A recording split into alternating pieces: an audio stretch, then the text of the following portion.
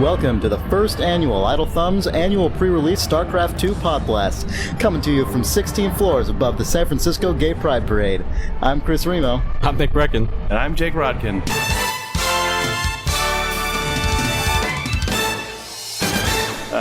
So there's a huge gay pride parade going on downstairs. So Yep. True. You might hear it accidentally during this blast. Yeah. But what you'll also hear about is StarCraft II. Yeah. Which played. I played it a week ago at Blizzard. So you're raising the Bargo? Yep, the Bargo has been raised. Oh, man. Yeah, it's coming Also, off. we got a whole lot of requests from people to release our beeped out StarCraft II coverage from the last. So you want to just take a break and we can let everyone hear that right now? Sure. It's awesome. It's fucking StarCraft. What? All right, well, there you go. It's exciting, huh? Wasn't that exciting? All right. Glad you all waited for that. Yeah, that's probably worth it. Right. So go ahead, Nick. What do you got for us? Well, it was a long day. What have you got for us? Initially, this event was going to be for sort of showing off BattleNet and all the stuff that they haven't. They changed it into the Gay Pride Parade. You're right. Yeah, it was really odd. All the units were rainbow colored. It was special mods. Anyway. Sorry, I ruined what you were saying. Yeah, you did. That's nothing new. Oh, man. Okay. So please talk. Yeah. Anyway, yeah, it was initially going to be sort of a hey, it's BattleNet and all the single player and crazy stuff, but they sort of scaled it back, and we just played the game a lot, the multiplayer. But it's interesting. I played StarCraft II. So you played it over a local area network, basically, just with. Was it other journalists, or what was the? Well, it was weird. Initially, it was other journalists, and then I started noticing these players with like liquid dot in their name, prefacing their name, and I realized that I was also playing against like hardcore balancing testers that were, some of which were likely Korean, and got completely destroyed. And then I played against a Blizzard employee, and everybody was laughing at me. So there was some of that, a little embarrassment. So you were playing against Team Liquid? Yeah, those guys are hardcore. Yeah, they're hardcore. I instantly knew when they all said GLHF before the round. That clearly journalists didn't know what that meant. So right. That was the indication that I was about to get demolished. Well, yeah. So that's you didn't have the experience that I so enjoy playing against clueless journalists who have never played a PC I had that game once. before. I completely killed Brad Shoemaker. Oh man, well, that guy plays PC games. Yeah. So that was but fun. Not StarCraft II, apparently. He's been on our podcast. Yeah. So you go find other guests we've had and kill them with StarCraft II. You can have a series. You're going to Color? Yep. But no, I'll talk about the game for a second. Good idea. Getting past I'll spend a second or two into the wow, it's completely. I was saying I've played the game, at least 2 or 3 times, fairly extensively at BlizzCons and other events and stuff. And initially this game has been in a playable form for like a year and a half, 2 years. Right. And so it's been interesting to sort of see how it's evolved, and it's evolved a lot. Like, it is surprising how much is now completely different, and how. Really? I played StarCraft a lot when I was a kid, and sort of have all of those build orders and hotkeys memorized, and and still occasionally now. But I'm completely fucking useless now. It is different to the point when you where say a kid, you mean like an adolescent? Well, yeah. No, I'm actually 16, Chris. Oh, okay. I don't know. It's funny to say I played StarCraft as a kid. That's creates a really funny image in my mind. Yeah. Anyway. Yeah, no, it's very different now. It's matured quite a bit. Actually. That's kind of surprising based on what the prevailing expectation has been. Mm-hmm. Oh yeah, a lot of people are saying, "Oh, it just looks like StarCraft." Yeah, it's just StarCraft with better graphics. Right? Yeah. Confirm or deny? 2 new units, I think, and then they're going to charge you an extra $50 for the next 2 units. So you're saying that it might actually be worth it and a new game? Yeah, it may be. Yeah, maybe worth buying. It might be worth buying. I don't know. StarCraft 2? Maybe a rental. Well, what makes it so? Jesus, what makes it so different? I mean, what about it has changed? Other than you suck at it now. It's weird. Like, there are so many little subtle changes to every unit that sort of make them into completely different units. Fundamentally, they look the same. Just changed it so just to change it so that you don't feel like you're playing the same game a new second time. Yeah, they're all superficial changes. Yeah. Yeah. They just So the rebound the keys. dragoons are Right. boats now, Yeah. basically. Yeah. Yeah. The medics are spaceships, Okay. which they literally are. Really? Yeah, there's like a medic dropship that just sort of heals guys with a beam. Wow, that's crazy. Yeah, there are all kinds of like crazy things like that, and it's just surprising how much every unit has changed dramatically. But it was working for you when Can you you? were playing? Are there any kind of? Yeah, Did they have the sort of broad dynamics of the game change much at all, or is that more what they've kept the same? I mean, it's still StarCraft. I mean, Right. don't get me wrong, and a lot Sure. of the same strategies work, but they've tuned it to the point where, a lot of stupid things about the game are gone. Like there was a lot of debate early on with early versions of things like multiple building selection and sort of minute changes that would actually have a drastic effect on the game. Right. All of that's in now, and it does change the way that you play the game. You spend a lot less time worrying about what buildings have this or that, and more time sort of on the, I guess what you would call like hardcore play. The micro kind of managing your units and developing different sort of attack strategies and things. Okay. So I'm not good at micro. I'm not either. a good sign for me. no, I thought the same thing, but it actually does make the game more fun. Just even if you're playing Okay. against Almost- somebody is it who's almost- balanced. I mean, I might be completely off base here, but could you draw any comparisons at all to Dawn of War 2? Because that's a game that is almost exclusively micro, and Yeah. so I would traditionally think I would not enjoy it, but I love that game. It's not Dawn of War 2 at all. Okay. Don't get me wrong. It's still Right. StarCraft, and that was a very deliberate choice. I was interviewing Dustin Brower, the lead designer, Right. and he was like, some other games have taken the RTS and sort of taken elements of it, but that's not what we're doing at all. That's fine for them, but he sort of laid it on thick, which was For funny. companies who aren't Blizzard Yeah. Entertainment. Yeah. He didn't specifically name Dawn For of War. but- bullshit Mickey Mouse companies, that's okay. Yeah. There was some of that, but no,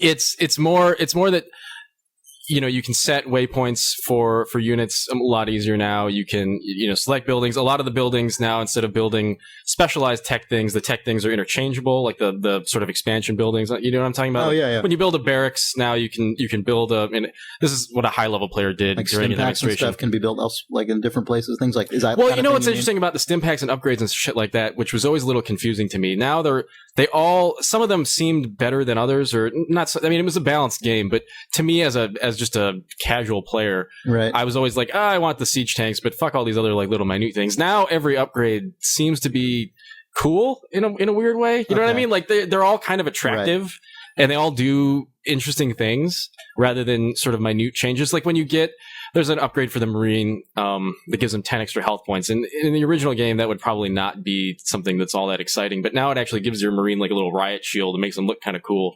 And it sounds like a stupid little thing, but like all the little upgrades and things like that make sense. But what I was talking about was the expansion building, which is a good example of how they made something really simple for the average user, but now also kind of opened up other doors for hardcore players. When you build a barracks, you can now build an expansion building like you could on a factory previously.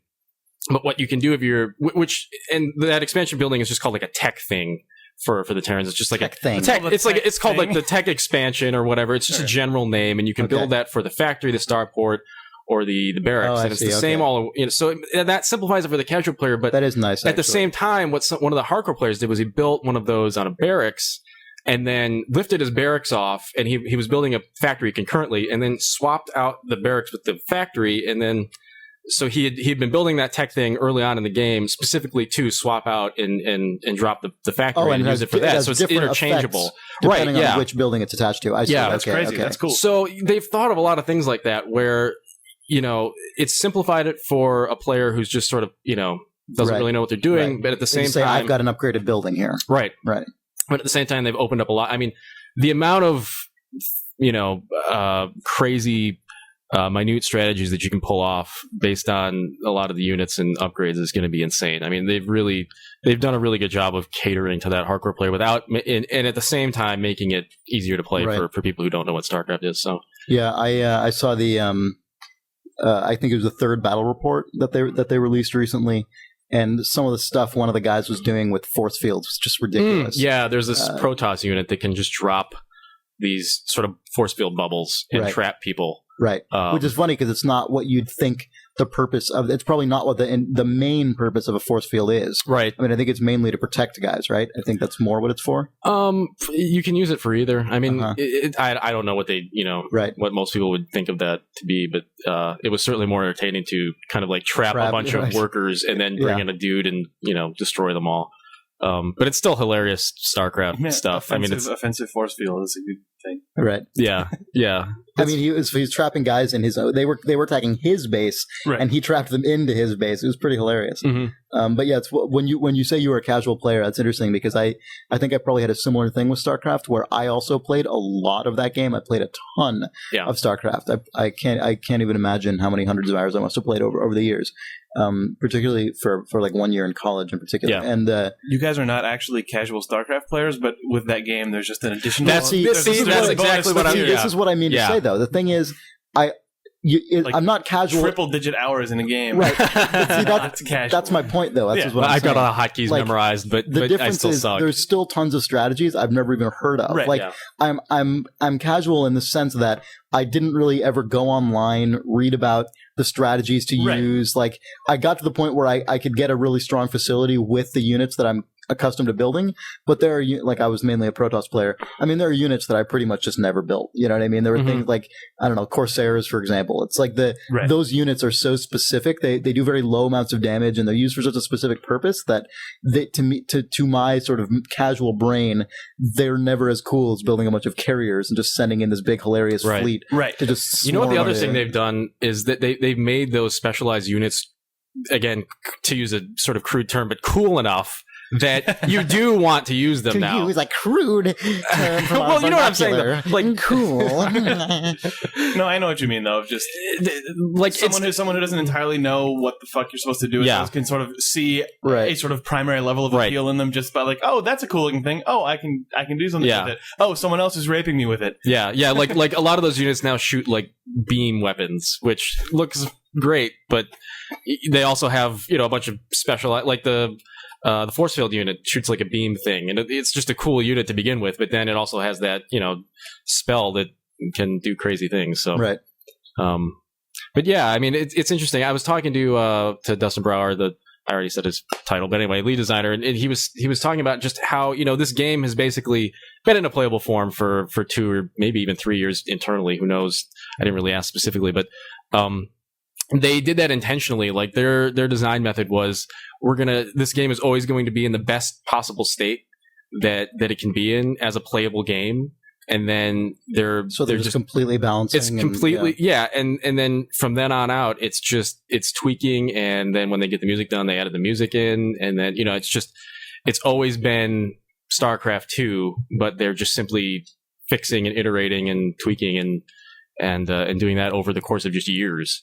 Right, which is just kind of mind blowing a little bit. It is really strange. You've got to think those guys are going to be ready to be done making that game. I was like, so how is this experience? He was just like, oh my god, like oh, like he literally went like, oh, like it's been really tough. But actually, one thing, I mean, but one thing I wanted to bring up because we were talking about this last week. He mentioned just how they've been through this process, just tweaking the engine to just even in the way that units are selected and per pixel, and getting that response right. And we were talking about just how much that makes a difference when you're designing a game to have everything when you he just used an example of like when you select a unit, if you click on the corner of the unit that it would select, but maybe not like a little fin or just like little, because now StarCraft's in a 3D engine, so it's not just straight top down. You can zoom in a little bit, and so for hardcore players, they really need all of the mechanics and selection and thing. You have to be pretty snappy, intent pretty well. Yeah, and that was just, I don't know. You wanted to talk about this last week. I don't know if you didn't want to bring this up. Do you remember what we were talking about? Just like games and glassy stare. Yeah. Refresh my memory. Last week you were like, oh, we got to talk about this next week, and now I'm bringing it up, and you just game spending time on response and making sure everything's snappy. Totally, that's something that I actually think is not. Yeah, I'm sorry. It just came to life like an animatronic figure. I finally remember one thing that we wanted. I wasn't associating with response time with sort of per pixel detection, although they're similar. But yeah, I think that in general that kind of thing has been really overlooked a lot, and I think for whatever, I think it's. Honestly, a big part of it is that it's really difficult to sell that. Yeah. When you spend a lot of time, even down to things like making sure your menus are very responsive. Yeah. I think that's something that just isn't frequently, not much attention is paid to that, especially on consoles for some reason, where I find it all the more frustrating because when I'm using a stick and going up between the menus, I want it to happen as I'm doing it instantaneously. And that's something that most developers, I think, don't spend enough time on. Like, I know it's really hard to make a game, and there's way more important things that developers do need to spend time on. I fully realize that. But the difference when I'm playing a game, when someone's really tuned all that stuff at a really low granular level, is just incredible. I mean, actually, Nick and I we'll talk about this more on this week's full podcast, but Nick and I were just playing Trine, and the number of little nice interface things built into that game is really nice. It's just a very cleanly made, very well thought through game from a playability and interface perspective, and I think that stuff makes a big difference. John Carmack talks about that stuff a lot. Yeah, and it's it gets lost easily. Nintendo traditionally has been a developer that's really focused on that kind of thing. Even in the GameCube era, their games had amazingly fast loading time. They're always incredibly responsive. The control interface is always done extremely well, and I don't know. I think it's kind of just been something that it's kind of fallen down a little on the priority list, especially because as systems get more and more powerful and programming languages in many cases get higher and higher level, you get farther away from the low-level machine code, and I think probably just gets harder to make that stuff work. I think that is part of the reason of just on old PC games and like on the NES and SNES, if you press down on the D-pad, there's very little between the actual or on the arrow keys of like that button press to art on screen moves. But now it's like, oh well, we're going through the UI layer, which goes to the animation layer, but and it's just like, well, that animation has to finish playing before this one can go, and it's just like, that is a frustrating thing when making. I'm sure making game UI. But it's one of those things that I wish people would pay more attention to, because especially on console games, where you have to run through 200 menus and copyright screens to get into the game, it's the first thing that you see, and but then when it's in the game, then you want to even kill yourself the most. Exactly. For some reason, I find it to be particular. I don't know why this is, and it could just be complete luck of the draw. I find it to be most frustrating on Xbox 360 games for whatever reason. Like, I find even starting from the Xbox 360 menu, the Xbox 360 menus are the worst. Of badoop. Right. Oh, badoop. Yeah. Okay. Christ. Right. And down to the point where I'll end up just clicking the wrong things all the time because I know exactly the sequence of up down button presses I need to do, but and I'll do them. The amount of time it makes you wait before you can actually interact with another. It sounds like a minor complaint, but it's a big part of how I think about that system. No one actively notices it, I don't think, but it's part of my subconscious impression of the Xbox 360. It is, which is a great system that I love, but. The new interface is definitely slower on the Xbox than the old one in terms of just being able to go click, like, okay, I've bought the game. Well, even the old one was like that. And when you load up the guide in games, it takes like a couple seconds a few seconds in many cases, which sounds really stupid and minor, but all that stuff kind of adds up and creates an overall kind of association in my brain. Anyway, StarCraft 2. StarCraft 2, On that note, StarCraft 2, a game not coming to that system. Sorry, Jesus. Also doesn't apparently... Also doesn't have this problem. No. It's very snappy. We hate everything. You know what this game's doing right? This thing that I'm going to complain about for 10 minutes. Blah, blah, blah. So as you can tell, Chris and I really haven't played a whole lot of StarCraft 2. So no, I haven't. Talk about how Trine is cool and bitch about the new Xbox experience, apparently.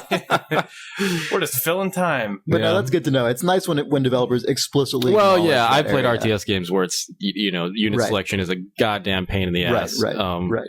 But StarCraft 2 is not that. It's not, unsurprisingly, I guess. But simple, straightforward playability is something that doesn't get enough credit, I don't think.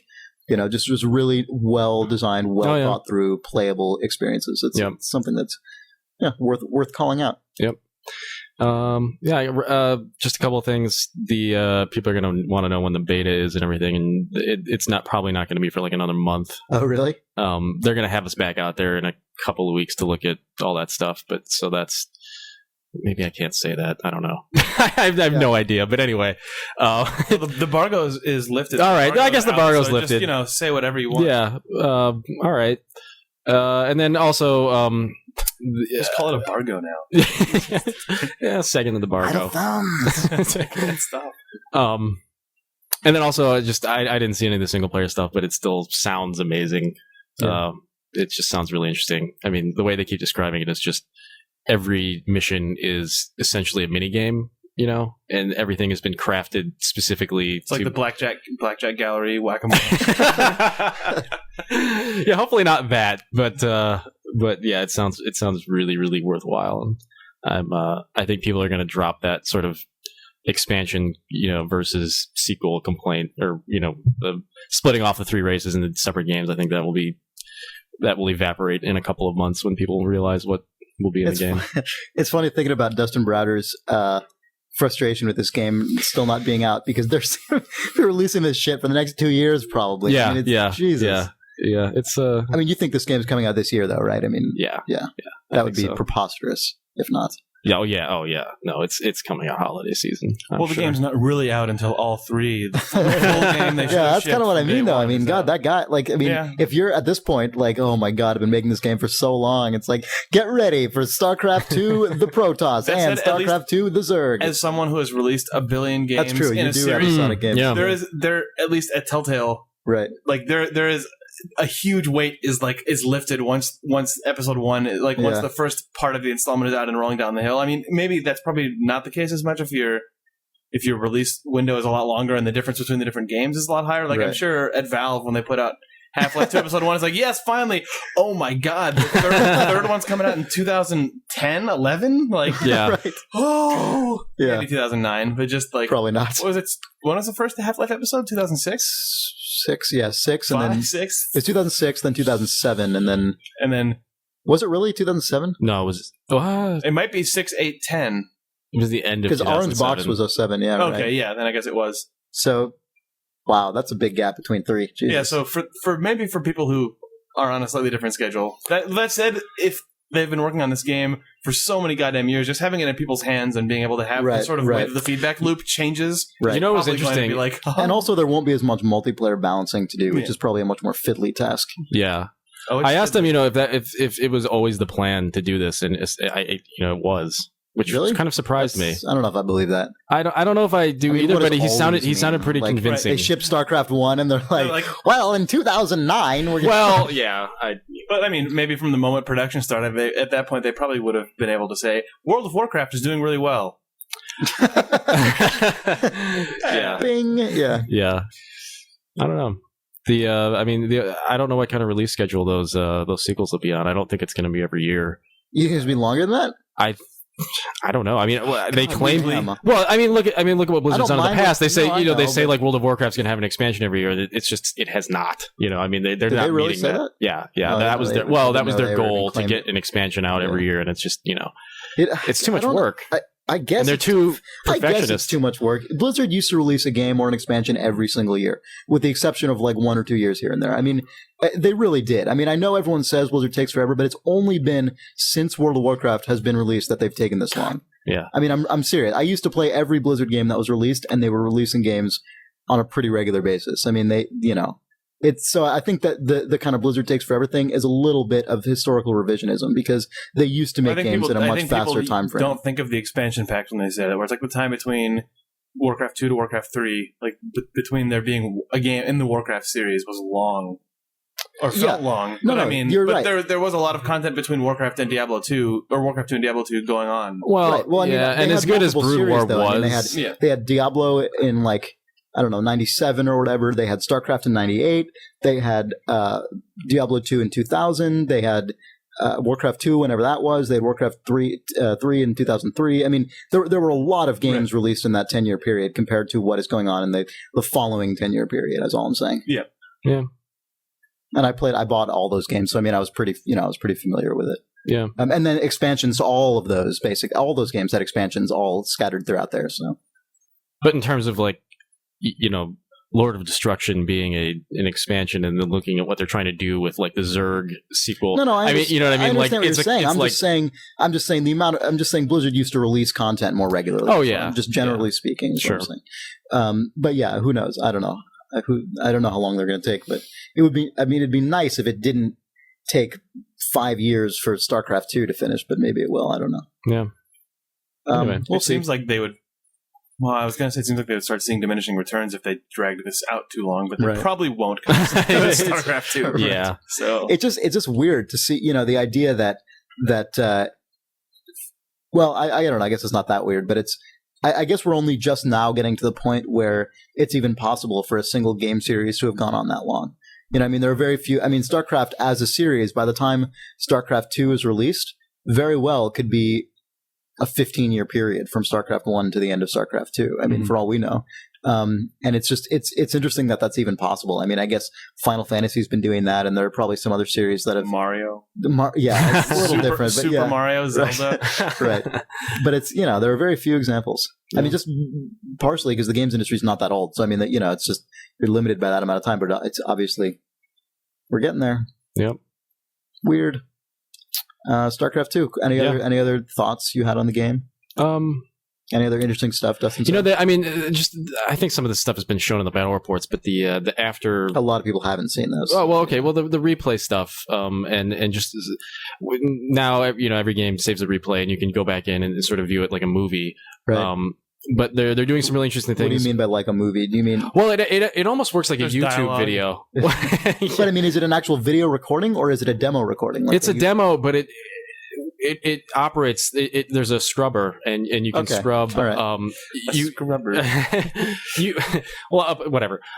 You can hit play and rewind. And when it's you can fast forward and rewind, but what's cool is that once you play through it, once you render it, essentially, you can then scrub through it and rewind. And when you scrub, you can look at the mini map, and it will actually reflect the scrubbing, so you can zip right to which is kind of cool. Yeah. You couldn't do that at all in StarCraft, and then also while you're doing that, there are all these analytical statistic type things.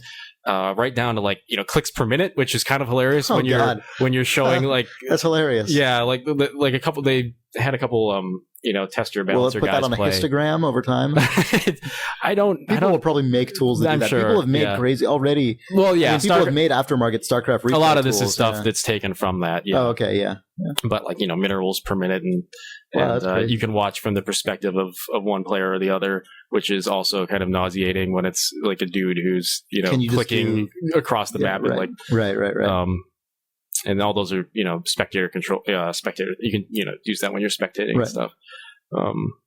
Can you rewind a match in progress once spectating? Yeah, it's like Braid. That'd be amazing. It's like that game. It's like that game Akron. I mean, if you're watching a game and someone does some fucking crazy thing and you're spectating. Oh, I see what you're saying. If you're like, oh man, hold on, I need to watch that. You don't mean rewind the gameplay. No, because there is a game. Yeah. There's that. No, I was going to talk about that too, but I decided not to. But I don't know if anyone would ever want to do that, but it would be amusing to me. That would be amazing. That would be pretty cool. You could just immediately back up and watch an amazing thing that just happened. Yeah, right. What? That would actually be really hardcore. That would be a really cool thing. If it was TiVo style, basically. Right. Yeah, or if it showed it in a little window or something.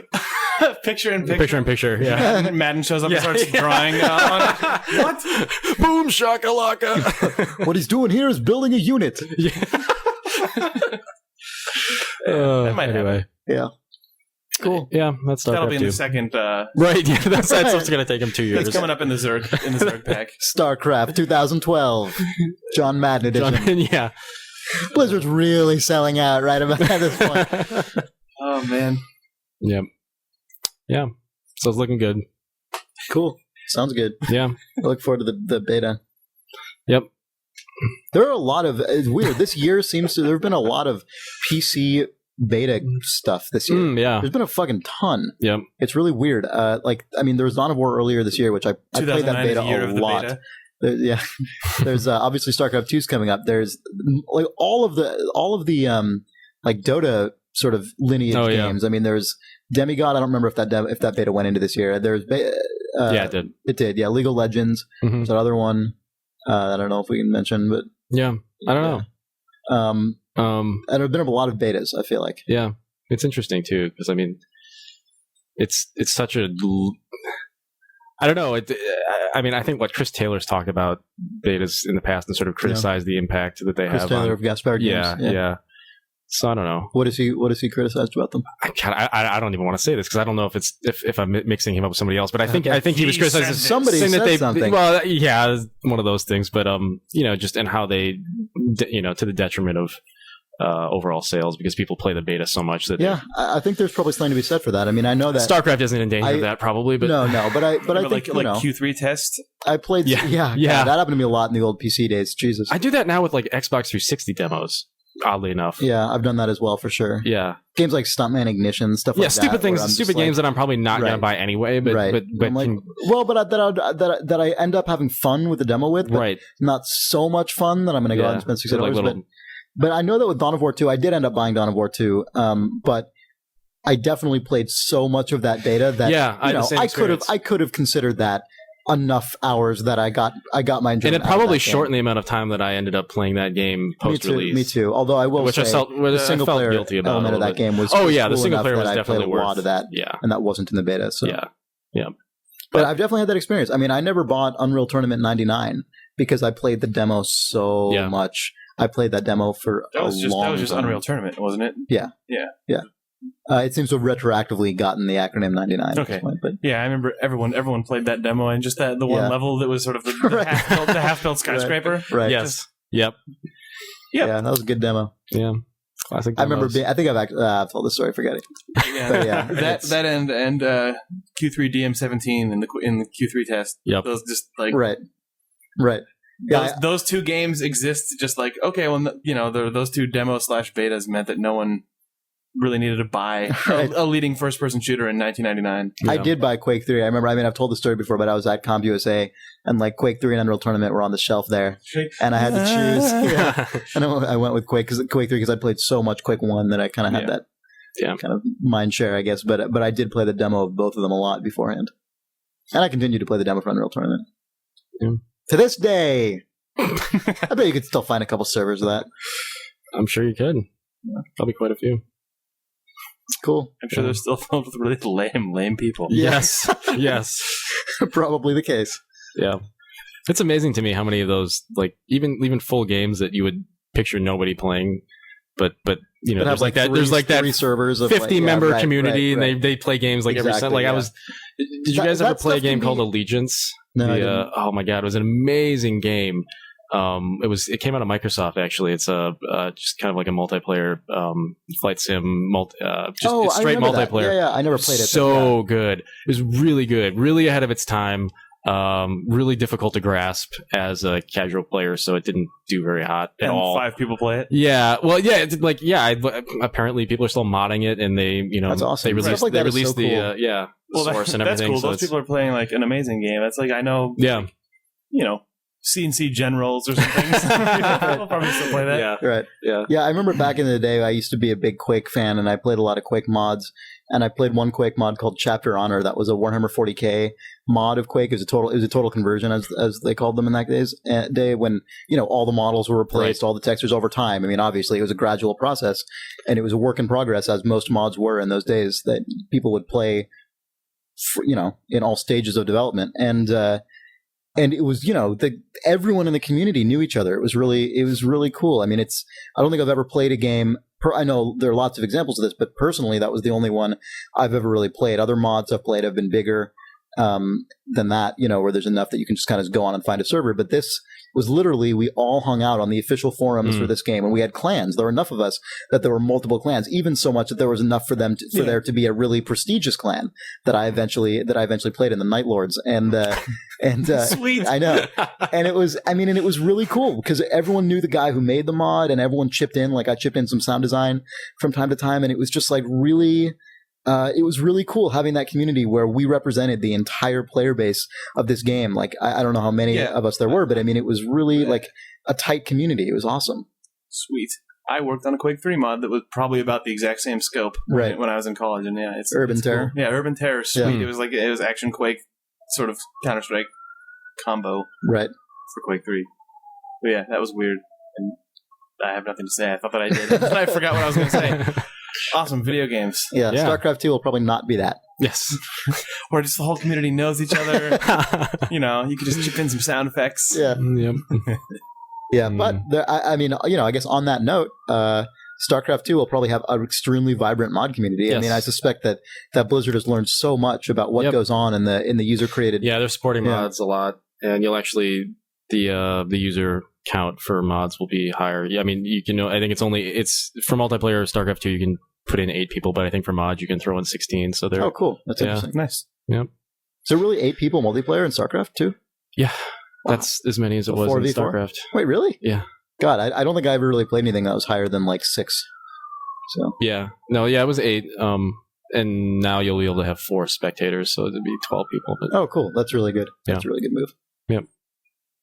Awesome. So, cool. That's probably why actually that was. I bet there were probably relatively few 8-player games overall, just because people who played competitively and so forth were so used to allowing room for spectators and that. Yeah, probably. Yeah. Anyway, StarCraft is fun. StarCraft 2 should be also fun. Yes. Want to wrap this up? Any final thoughts you had? Good. You can beep that out. I can beep that out, right? Yeah. Yeah, exactly. Can't say that. Yeah. All right. Alrighty. StarCraft Pod Blast. All right, talk to you guys later.